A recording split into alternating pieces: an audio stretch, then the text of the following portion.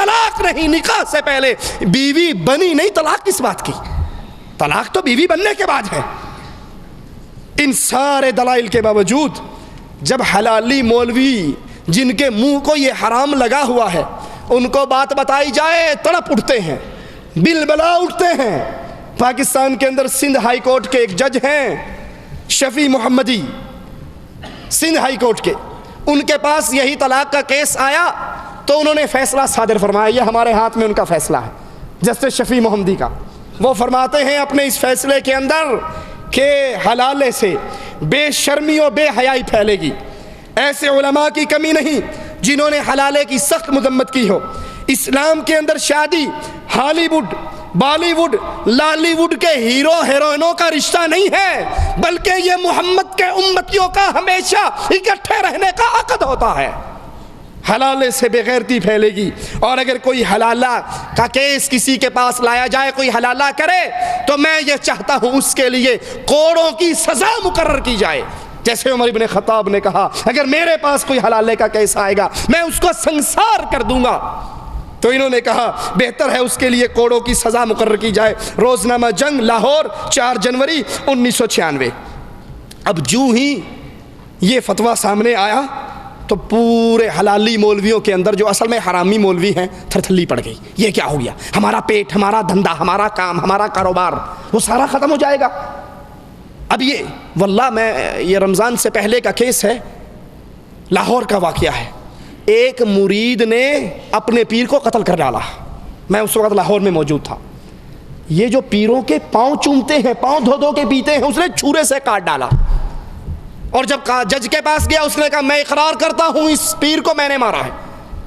قاضی نے کہا، جج نے کہا کہ کوئی نہ کوئی چکر ہے، تو ایسے کوئی مجرم اقرار نہیں کرتا میں نے یہ قتل کیا، تو جو کر رہا ہے تیرے پیچھے کوئی کہانی ہے۔ کہا کہانی ہے یا نہیں تم مجھے پھانسی لگاؤ، میں نے اس کو مارا ہے میں مانتا ہوں۔ کہا نہیں جب تک نہیں بتائے گا تجھے چھوڑوں گا نہیں، بتا چکر کیا ہے۔ اس نے کہا چکر یہ ہے، یہ میرا پیر تھا، میں اس کے پاؤں چومتا تھا، اس کے گھٹنوں کو چھوتا تھا، خود بھوکا رہتا تھا، اس کا گلک بھرتا تھا۔ ایک دن میں اس کے پاس بیٹھا، میری بیٹی روتی ہوئی آ گئی، کہنے لگی ابا جان ماری گئی، برباد ہو گئی۔ کہا کیا ہوا؟ کہا میرے خامند نے مجھے طلاق دے دی ہے۔ تو میرا یہی پیر و مرشد تھا۔ میں نے کہا جناب پیر صاحب اب کیا ہوگا؟ کہا کہ اب تو کیا ہونا، حلالے کے علاوہ اور تو کچھ نہیں ہو سکتا۔ کہا کس سے کرواؤں؟ اس نے صفتیں گنوائی۔ کہا اتنی ساری صفتیں آپ ہی کے اندر ہیں، پھر آپ ہی یہ کار خیر انجام دے دو۔ اس نے کہا حاضر، خادم حسین حاضر، ہم حاضر ہیں۔ کہا میری بیوی کا میں نے نکاح کر دیا، رات کو اس نے رکھا، 2 راتیں رکھ کے چھوڑ دی۔ کچھ عرصے کے بعد اللہ حق کو واضح کرتا ہے نا، ظالموں کے ظلم کو بھی واضح کرتا ہے۔ کہا کچھ عرصے کے بعد میں پیر صاحب کے بیٹھا ہوا، اتفاقاً پیر کی اپنی بیٹی روتے ہوئے آ گئی۔ کہا کیا ہوا بیٹی کیوں روتی ہو؟ کہا ابا جی ماری گئی، لٹ گئی، برباد ہو گئی۔ کہا ہوا کیا؟ کہا ہونا کیا، خامند نے منڈی ٹوٹے نے طلاق دے دی۔ کہا کتنی دی؟ کہا 3 دے دی۔ کہا بیٹی رونے کی کیا بات ہے، او وہابیوں کا مدرسہ ہے، وہ وہابیوں کی مسجد ہے، جاؤ ان کے مدرسے میں جاؤ، وہ تمہیں لکھ کر فتویٰ دے دیں گے کہ 3 طلاق 1 ہوا کرتی ہے، رونے کی کیا بات ہے، جاؤ رجوع کر لو۔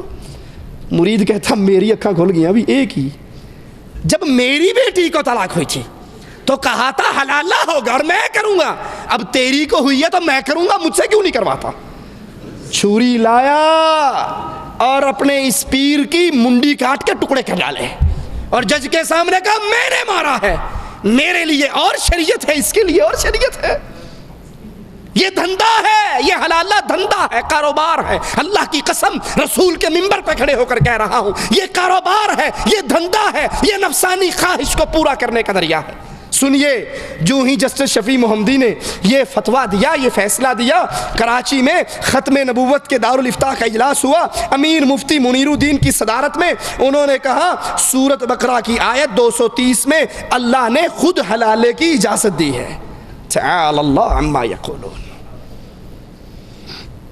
اس سے بڑا ظالم کون ہے جو اللہ پر جھوٹ باندھتا ہے؟ سورۃ بقرہ کی اس آیت میں اللہ نے کیا کہا؟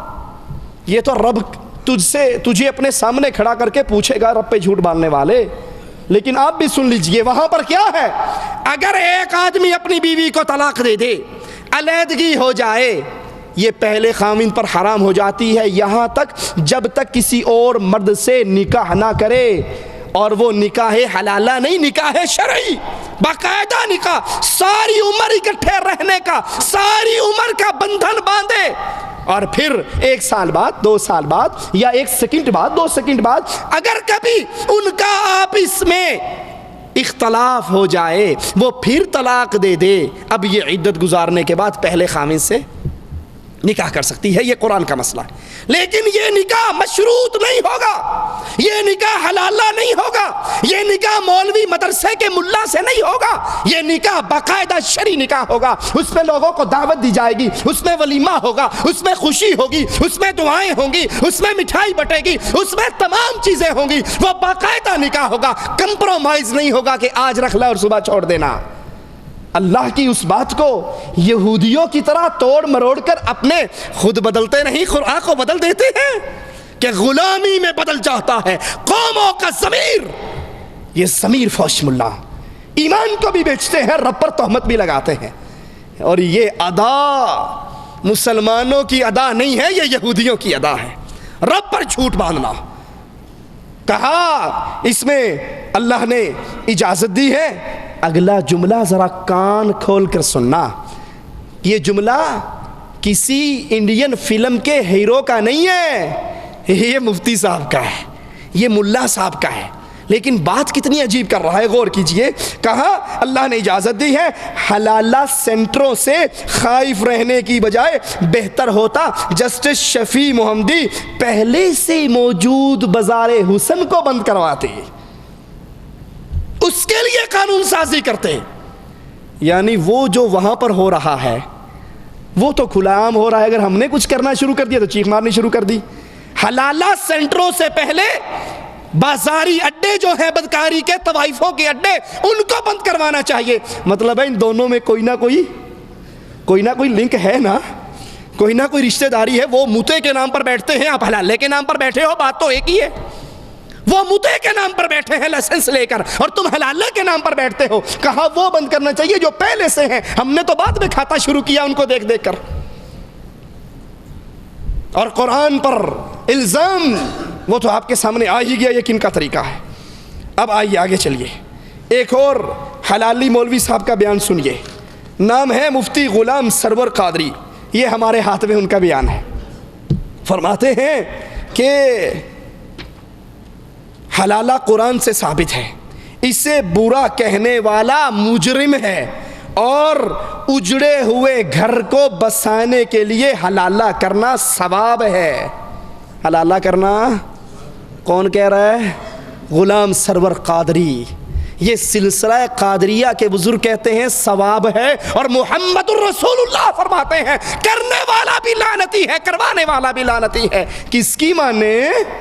قادری صاحب کی مانے یا امام الانبیاء کی مانے؟ قادری کی مانے یا محمد الرسول اللہ کی مانے؟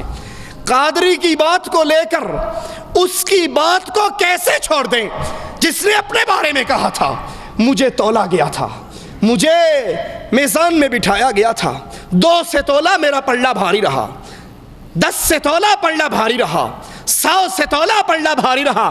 ساتھی فرشتے نے کہا کس کو تولتا ہے؟ امام کائنات کو، امام اعظم کو، محمد الرسول اللہ کو صلی اللہ علیہ وسلم۔ ایک پلڑے میں امام کائنات کو بٹھا دے، ایک پلڑے میں پوری کائنات کو ڈال دے، محمد کا پلڑا سب پہ بھاری رہے گا۔